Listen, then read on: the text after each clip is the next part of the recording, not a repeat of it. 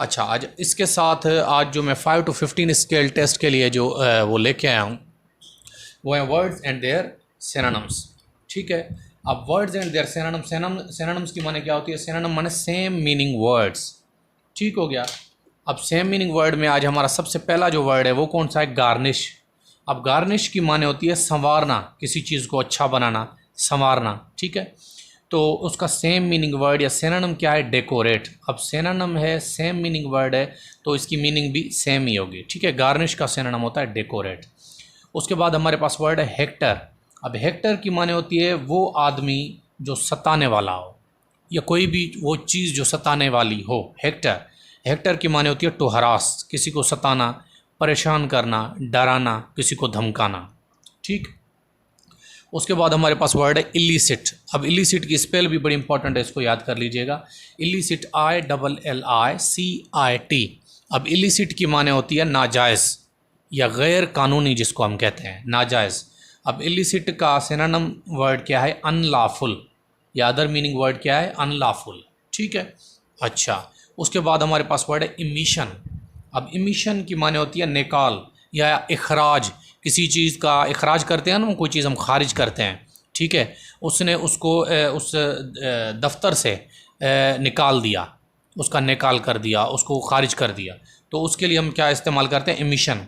या इसके लिए सिनोनिम या सेम मीनिंग वर्ड है डिस्चार्ज। ठीक हो गया। उसके बाद हमारे पास वर्ड है अपरचून। अपरचून की माने होती है बर वक्त।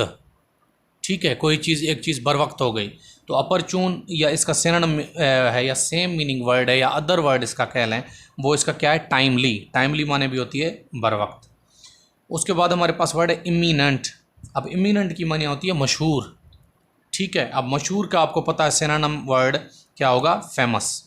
ठीक हो गया। उसके बाद हमारे पास वर्ड है लेजिटिमेट।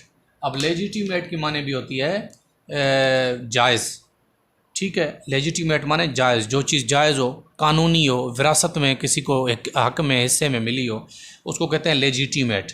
अब लेजिटिमेट की स्पेल भी बड़ी इंपॉर्टेंट है, इसको याद कर लीजिएगा। अब लेजिटिमेट का जो अदर वर्ड है या सिनोनिम वर्ड है या सेम मीनिंग वर्ड है वो है ऑथेंटिक।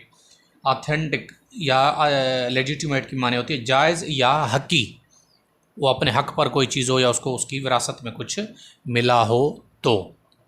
अच्छा, उसके बाद हमारे पास वर्ड है गॉर्जियस। अब गॉर्जियस की माने होती है शानदार। ठीक है, जैसे हम कहते हैं ना, you are looking so gorgeous. ठीक है ना, गॉर्जियस का मतलब है तुम बिल्कुल शानदार लग रहे हो। अब गॉर्जियस की स्पेलिंग भी बड़ी इंपॉर्टेंट है, ये स्पेल करेक्शन में भी आपको आ सकती है, तो इसकी स्पेलिंग याद कर लें, GORGEOUS, गॉर्जियस। गॉर्जियस की माने है शानदार, और इसका अदर वर्ड या सेम मीनिंग वर्ड है मैग्निफिशंट भी कहते हैं इसको, मैग्निफिसेंट भी कहते हैं इसको। ठीक है, मैग्निफिसेंट या मैग्निफिशेंट। उसके बाद हमारे पास सेकंड लास्ट जो आज का वर्ड है वो है फैकल्टी। अब फैकल्टी वर्ड की 2 से 3 मानाएं हैं। फैकल्टी कहते हैं टीचिंग स्टाफ को भी कहते हैं फैकल्टी। जैसे कहते हैं ना, इस स्कूल की फैकल्टी कौन सी है, यानी इस स्कूल में टीचिंग जो स्टाफ है वो कौन सा है। ठीक है, फैकल्टी का मतलब होता है स्टाफ, खास तौर पर टीचिंग स्टाफ के लिए ये वर्ड कहा जाता है जो टीच करे दूसरों को। ठीक है, जैसे सर नईम की एकेडमी में मैं फैकल्टी मेंबर रह चुका हूँ। अब मेरी एकेडमी में कोई क्या फैकल्टी है? टोटल मैं ही हूँ सिर्फ, खाली, क्योंकि इंग्लिश सिर्फ पढ़ा रहा हूँ और मैं ही पढ़ा रहा हूँ। ठीक है, तो फैकल्टी के माने दूसरी होती है काबिलियत, ये जौहर। ठीक है ना, डू यू हैव या do you possess the faculty of teaching English class, क्या तुम्हारे पास इंग्लिश क्लास पढ़ाने की फैकल्टी है, काबिलियत है, जौहर है तुम्हारे पास। तो फैकल्टी का जो अदर वर्ड है या सेम मीनिंग वर्ड है वो है एबिलिटी।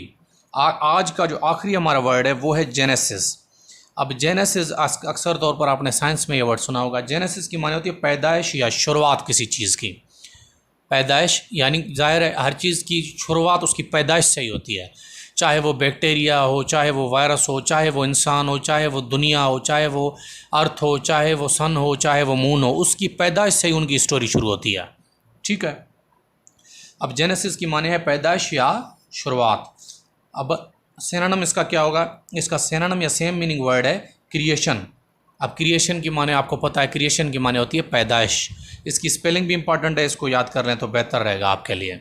ठीक हो गया, आज का हमारा जो लेक्चर है वो यही है। इंशाल्लाह इससे आगे हम कल के लेक्चर में बढ़ेंगे। Thank you very much.